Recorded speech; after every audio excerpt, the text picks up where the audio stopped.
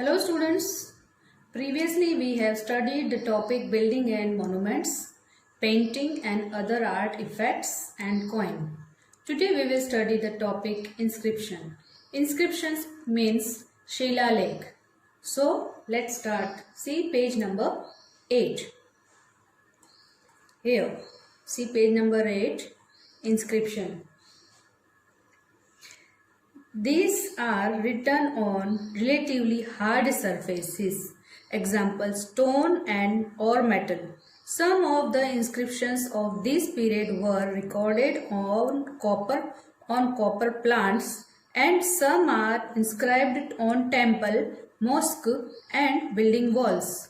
They generally conveyed king order, their deeds, their preachings, etc. Kings often kept record of victories in the battle as inscriptions. Inscriptions means जैसे शिलालेख मैंने बताया आपको. देखो ये एक पिक्चर है, यहाँ पे आपको बहुत सारे ये वॉल्स और लग रहे हैं, मंदिर के हैं या फिर मॉस्क के हैं, जैसे भी है मॉस्क के, ये वैसे है, ये वॉल्स है. लेकिन ये जो परफेक्ट पिक्चर है वो कुतुब मीनार का पिक्चर है. इसमें देखिए आप, जैसे इसमें इंस्क्रिप्शन, ये जो वर्क किया हुआ है, इसकी जो कार्विंग की हुई है, इसको इंस्क्रिप्शन बोलते हैं. यानी कि वो हार्ड सरफेस पे किया जाता है. लिखा है ना यहाँ पे hard surface, written on hard surface, या तो बनाया जाता है या फिर लिखा जाता है. ठीक है, मीन्स इस पैराग्राफ में क्या लिखा है, शिलालेख कठिन सतहों पर लिखे जाते हैं, है ना, टाइट पत्थर जैसे, पत्थर धातु जैसे कि उस पे लिखा जाता है. इस पीरियड के कुछ शिलालेख तांबे के पौधे पर दर्ज किए जाते हैं, पेड़ यानी तांबे का पेड़. कुछ मंदिर, मस्जिद और भवनों की दीवारों पर अंकित हैं. वे आमतौर पर राजाओं के आदेश और उनके कामों, उनके उपदेशों आदि का व्यक्त करते हैं. राजा अक्सर शिलालेख के रूप में युद्ध में जीत के रिकॉर्ड रखते थे. मतलब पहले वो लोग रिकॉर्ड वगैरह भी अगर रखना हो तो पत्थरों पे लिखकर रिकॉर्ड रखते थे. ठीक है. नेक्स्ट है music. Various schools of music develop during this period. They help us in giving valuable information regarding social and religious customs, food habits, clothing and means of entertainment of the medieval period. मतलब music भी एक बहुत बड़ा important role था उस period में भी, है ना. उस पीरियड के दौरान संगीत के विभिन्न स्कूलों का विकास हुआ था. वे सामाजिक और धार्मिक रीति रिवाजों, भोजन की आदतों, कपड़ों और मध्ययुगीन के लोगों के मनोरंजन के बारे में बहुमूल्य जानकारी देने में हमारी मदद करते हैं. ओके, नेक्स्ट है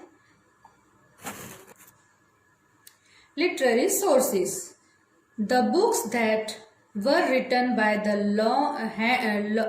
by hand long ago are called manuscript.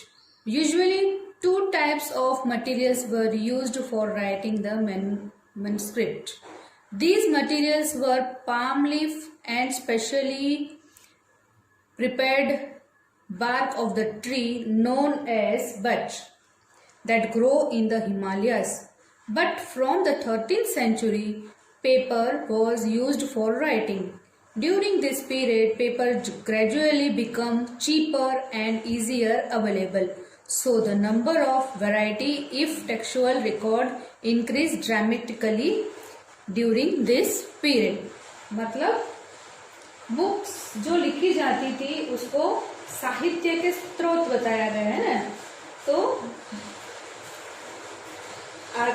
साहित्य का स्रोत पुस्तक जो होती थी वो बहुत पहले हाथों से लिखी जाती थी. उन्हें पांडुलिपियां कहा जाता है.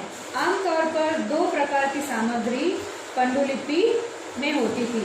ये सामग्री ताड़ का पत्ता और हिमालय में उगने वाले बर्च के रूप में जानी जाती थी. पेड़ और उस पेड़ की विशेष छाल थी. लेकिन 13वीं शताब्दी यानी 13th सेंचुरी में से लेखन के लिए कागज का उपयोग किया गया था. इस अवधि के दौरान कागज धीरे धीरे सस्ता होता गया और आसानी से उपलब्ध भी हुआ. तो विविधता आदि पाठ के रिकॉर्ड में नाटकीय रूप से वृद्धि हुई, तो वे लिखने के लिए उपयोग में किए गए। मीन्स पेपर बहुत चीप हो गया, सस्ता हो गया, तो फिर पेपरों का यूज किया गया। Okay children, so these were the 3 topics today we have read and learned. I think you have understood the inscription, music, literacy of sources. In the next video we will meet in the next on the next topic, religious literature, secular literature, etc. Okay, so you have to read this chapter till literacy sources. Okay, till then, bye bye, see you soon.